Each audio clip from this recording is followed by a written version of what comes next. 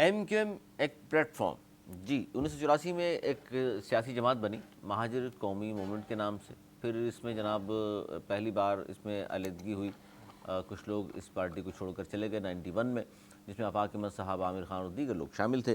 انہوں نے اختلاف کیا بانی متحدہ سے.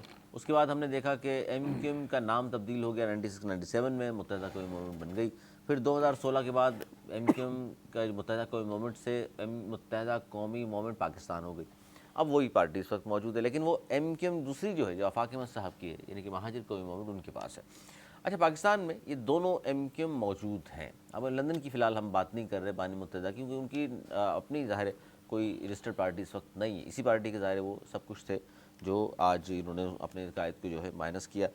اچھا سر, اس وقت جو کراچی کے حالات ہیں اس میں عموماً یہ کہا جاتا ہے کہ بیلنس تھا پاکستان پیپلز پارٹی کو منہ دینے کے لیے, ایک سیاسی جماعت یہاں موجود تھی ان کے شہری علاقوں میں, تو بیلنس چل رہا تھا معاملہ. یہ والی ایم کیو ایم کہا جاتا ہے بہت زیادہ کمزور ہے, یہ منہ نہیں دے پا رہی پاکستان پیپلز پارٹی کو.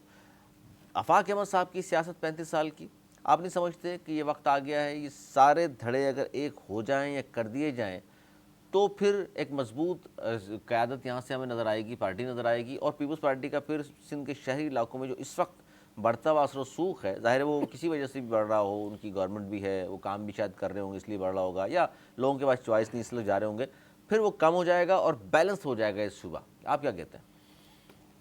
ہاں جی, میں کہہ تو دوں گا, لیکن مجھ پہ بڑی تنقید ہوتی ہے بعد میں جب میرے تجزیے پہ. بہرحال میں وہی بات کرتا ہوں جو مجھے صحیح لگتی ہے. صحیح بات ہے, دیکھیں, طاقت کا توازن کسی بھی چیز کو صحیح رکھنے کے لیے بہت ضروری ہے, بہت ضروری. اور یہ طاقت کا توازن ہی بگڑتا ہے تو پھر جو اکثریت ہوتی ہے وہ کچھ ایسے کام کرتی ہے کہ پھر برے لگتے ہیں. پھر جیسے ہی کہتے ہیں ایبسولوٹ میجورٹی اگر اتھارٹی ہو جائے تو وہ کرپٹ بھی ہو جاتی ہے, پھر اس کے ساتھ جو ہے کوئی نہ اس کو پھر سامنے کھڑا ہونے والا کوئی ہوتا ہے. تو طاقت کا توازن آپ کو پتہ ہے 22 اگست 2016 کے بعد سے شہر میں چینج ہو گیا اور ایم کیو ایم ٹکڑوں میں تقسیم ہو گئی, اور اس کے بعد سے بارہا کوشش کے باوجود یہ سنبھل نہیں پائی. اب ایم کیو پاکستان پہ اگر آ جاتے ہیں کہ خالد مقبول صدیقی معذرت کے ساتھ بالکل مقبول نہیں ہے. اس شہر کے کراچی کے اردو بولنے والے میں وہ سب سے غیر مقبول لیڈر, خالد مقبول غیر مقبول لیڈر ہے. فاروق ستار جو تھے انہوں نے اپنی جو عزت جو اہمیت تھی وہ خود ہی کھو دی اس میں. اب ان کے پاس جو ہے لیڈر نہیں ہے. دوسری طرف آفاق ایک بڑے لیڈر ہیں, کوئی شک نہیں, لیکن ان کی پارٹی میں اتنے عرصے سے وہ اس کا شکار ہے اپوزیشن کی کہ ان کی پارٹی میں وہ جان نہیں ہے. تو لیڈر اگر وہاں سے اٹھ کے اس طرف آ جائے تو ایم کیو پاکستان میں, تو ایم کیو پاکستان میں سب تجزیہ نگار, میں نہیں بولتا آخر, آپ سب تجزیہ نگار یہ کہتے ہیں کہ ایک جان بڑھ سکتی ہے, لیکن وہ ایک نہیں ہو رہے اس کو.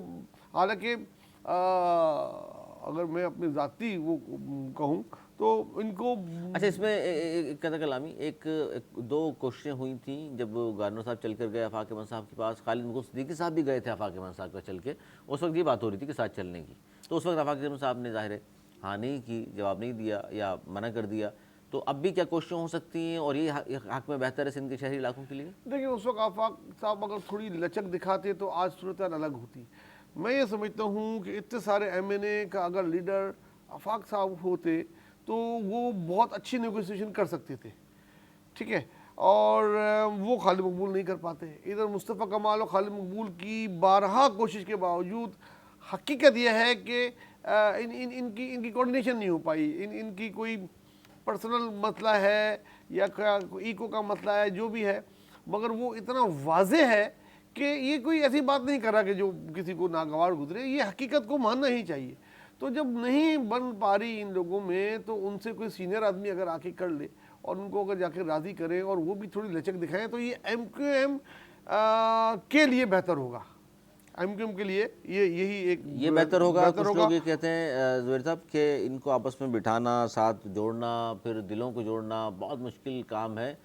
پھر اس سے بہتر ہے کہ پھر آپ کسی کو کہہ دیں کہ بس جی تو آپ کو اجازت ہے اور بات ختم ہو جائے گی. دیکھیں, یہ بات جو آپ نے کی ہے میں اس کو ذرا کھل کے کرنے کی کوشش کرتا ہوں. تو پھر بھی ضرورت پڑے گی کہ کسی کو ملانے کی. دیکھیں, फिर किसी को जरूरत नहीं पड़ेगी। और वहाँ से कोशिशें शुरू हो चुकी हैं।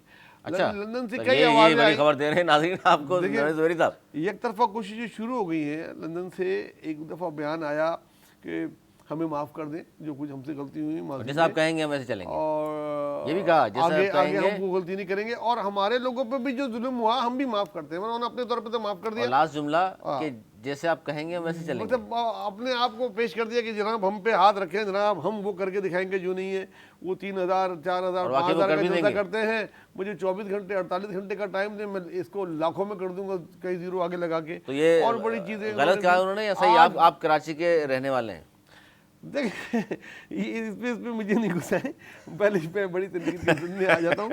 ये तो यहाँ के उर्दू बोलने वालों का फैसला होगा, जो भी नहीं, होगा। फैसला जो भी होगा, आपको क्या अंदाजा है? देखिए, ये एक बहुत मुश्किल काम है। अगर ये हो गया तो फिर बाकी सारी एमक्यू में खत्म, फिर जरूरत नहीं है, फिर किसी फिर की वैसे इख्तिलाफात रहते हैं, कोई फायदा नहीं है। वो खिलाफत सब ऐसे खत्म हो जाएंगे जैसे थे ही नहीं, कभी थे ही नहीं। इस तरीके से वो हो जाएंगे।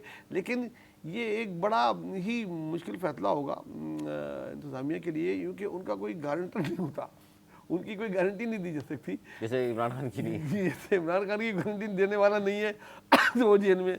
इस तरह अगर उनका कोई गारंटर होता, कोई गारंटी ले ले के भाई लंदन की आवाज़ की हमारी ये है कि कोई ये आप ऐसी बात नहीं करेंगे जो एंटी स्टेट हो। और अब तो वो पाकिस्तानी फौज पे, आज का बयान बताऊं, आज तो वो कुछ कदम आगे आ गए हैं। उन्होंने 87 तरमीम को, उन्होंने 243 को बिल्कुल बजाने जनाब दिया। बोला एक ऐसा सेपतलाट जिसने जंग जीत के दी हो और ये किया, वो क्या मतलब तमाम कसीदे उन्होंने पढ़ दिए आज। तो मतलब एक कदम और आगे आ गए हैं। और ये उन लोगों के लिए लम्हा फिक्रिया है जो आपस में एक नहीं हो रहे और इख्तिलाफात का शिकार हैं। एक हो जाए भाई, वरना फिर भाई आ जाएगा। मेरी बात कुछ है ना।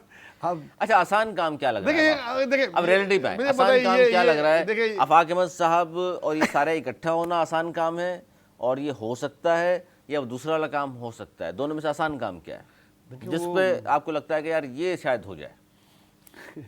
सियासी प्रोटेक्शन आपकी। देखिए, वो नहीं, वो चिराग है, वो जो रगड़ते वो जिन बिन आ जाता है। अगर जिनको भी ये काम बोले लेकिन ना, अब आप अगर पूरे साल के आप तजिया करके जब एक प्रोग्राम कर सकते हैं कि ये हो सकता है इस साल में, तो अगले 3-6 माह का मैं पूछ रहा हूँ आपसे कि ये काम हो सकता है? आफाक अहमद साहब, खालिद मकबूल, मुस्तफा कमाल साहब साथ बैठ के एक MQM और दोबारा पहले की तरह, या फिर वो जो पार्टी जिसकी आपने बात की लंदन वाले साहब की, क्या काम आसान है और जो आपको लग रहा है कि रियलिटी ये कि यार ये हो सकता है?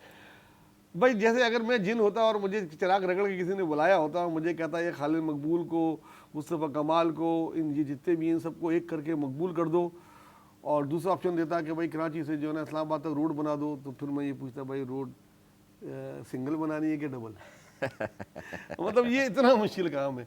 बसूरत दीगर दूसरी तरफ अगर माफ़ी की कोई बात की जाए और कुछ चीज़ों में उनको ऐसा जकड़ के किया जाए, हो सकता है वो अपने माजी के तजुर्बा से कुछ सबक ले लें और कुछ हो जाए, या इनको दिखा के वो गब्बर आ जाएगा, वो तो हो ही रहा है, शायद उस वो तो हो ही रहा है। उससे सही हो जाए।